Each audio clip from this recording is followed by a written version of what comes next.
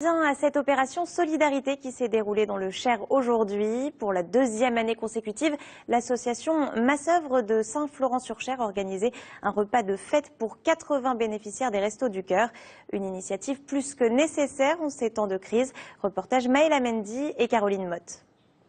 Et vous vous inscrivez tranquillement. Vous allez voir, il y a un peu plus de 1500 chaussons. Une animation karaoké et des cadeaux plein la table. Après Noël et avant le Nouvel An, la fête continue pour ces bénéficiaires des Restos du Cœur. Dans la salle, 80 d'entre eux ont répondu à l'invitation d'une association locale. Beaucoup de familles monoparentales ou de personnes seules. Arlette en fait partie. Inscrite depuis cette année au Restos du Cœur, elle apprécie cette grande tablée.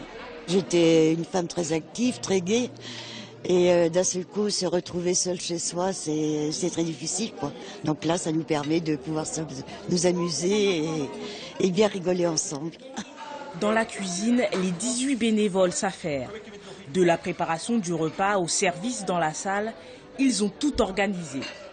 Cette année, avec l'augmentation du nombre de bénéficiaires, il a fallu se retrousser 2 fois plus les manches.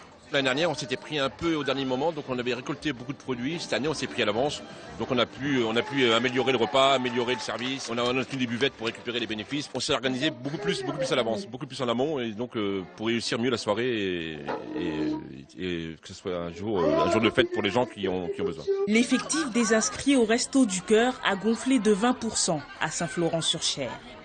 Les profils sont très divers. Des mamans, familles monoparentales comme partout.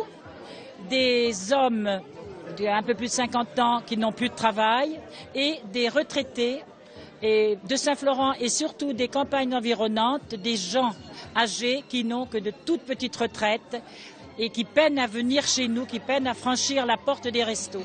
Franchir la porte des restos, une étape difficile. Ces places vides en témoignent. Certains bénéficiaires inscrits ont finalement eu peur d'afficher leur situation. Un autre combat à mener pour les Restos du Cœur pour illuminer davantage de visages.